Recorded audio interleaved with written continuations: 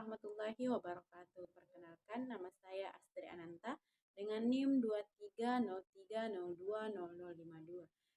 Program Studi Hukum Tata Negara kelas HTN 4B. Di sini saya akan menjelaskan mengenai apa itu otonomi khusus, bagaimana itu otonomi khusus. Baik, Assalamualaikum. Baik, saya akan menjelaskan mengenai tentang materi apa itu otonomi khusus. Baik, otonomi khusus adalah sebuah kewenangan atau kewenangan khusus yang diakui dan diberikan kepada suatu daerah tertentu dalam rangka mengatur dan mengurus kepentingan masyarakat setempat menurut prakarsa sendiri berdasarkan aspirasi masyarakat. Sesuai dengan peraturan perundang-undangan, konsep otonomi khusus ini diberikan kepada daerah-daerah yang memiliki kekhasan tertentu, baik dari segi sejarah, budaya, adat istiadat, demografi, dan yang lain-lainnya yang dapat diakomodasi secara penuh melalui Undang-Undang Otonomi Daerah.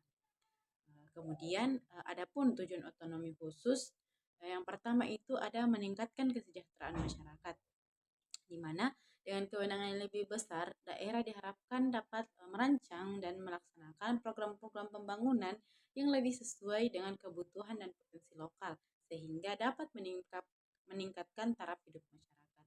Yang kedua ada melestarikan budaya dan adat istiadat lokal, yang dimana otonomi khusus seringkali diberikan untuk melindungi dan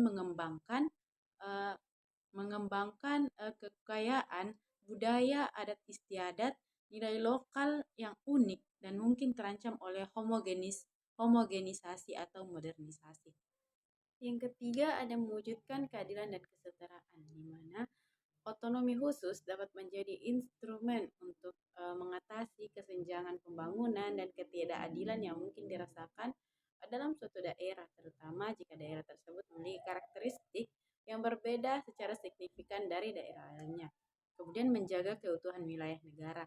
Dalam beberapa kasus yang mana otonomi khusus diberikan sebagai solusi politik untuk mengakomodasi aspirasi masyarakat di daerah yang berpotensi memiliki gejolak atau tuntutan separatisme dengan tetap menjaga integritas wilayah negara.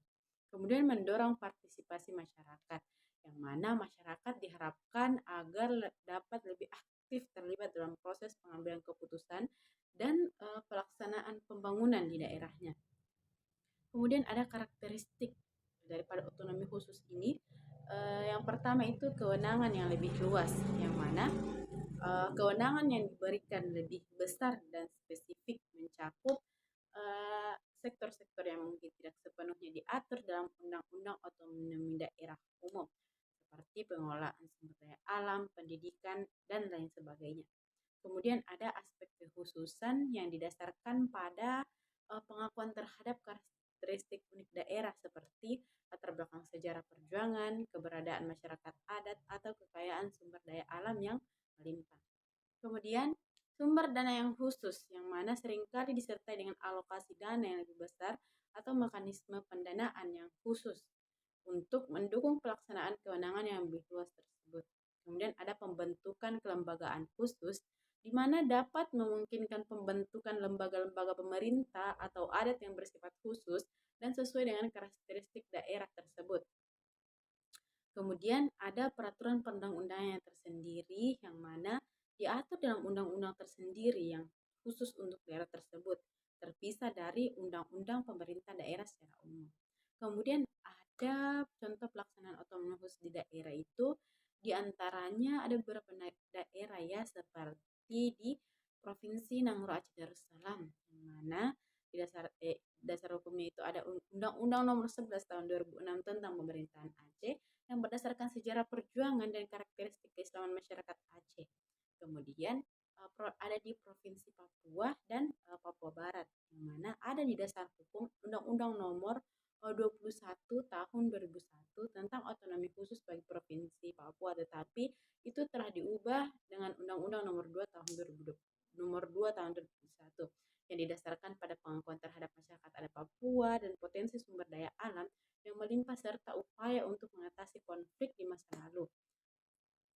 Kemudian ada di daerah istimewa Yogyakarta, yang dimana dalam Undang-Undang Nomor 13 Tahun 2012 tentang keistimewaan daerah istimewa Yogyakarta, yang mana berdasarkan sejarah sebagai wilayah kesultanan dan kadipaten yang berperan penting dalam mempertahankan kemerdekaan Indonesia, daerah istimewa Yogyakarta meliputi pengisian jabatan gubernur dan wakil gubernur, pengaturan pertanahan, tata ruang, kebudayaan, dan kelembagaan. Kemudian ada tantangan dan evaluasi otonomi khusus yang dimana tidak lepas dari berbagai tantangan seperti efektivitas pemanfaatan dana, yang mana tantangan ini dan memastikan dana otonomi khusus benar-benar dimanfaatkan untuk kesejahteraan rakyat dan tidak disalahgunakan. Kemudian ada koordinasi antar lembaga, pemberdayaan masyarakat adat, dan evaluasi dan akuntabilitas. Kemudian adapun kesimpulan daripada materi yang saya sampaikan adalah yang mana otonomi khusus merupakan instrumen hukum yang penting dalam kerangka negara kesatuan untuk mengakomodasi kekhasan dan aspirasi daerah-daerah tertentu, yang mana tujuannya adalah untuk mewujudkan kesejahteraan, keadilan, dan menjaga keutuhan bangsa dengan memberikan kewenangan yang lebih luas dan dana yang memadai. Namun, implementasinya memerlukan komitmen kuat, pengawasan yang ketat, dan partisipasi aktif dari seluruh elemen masyarakat agar tujuan-tujuan tersebut dapat tercapai secara optimal. Sekian dari saya. Wassalamualaikum warahmatullahi wabarakatuh.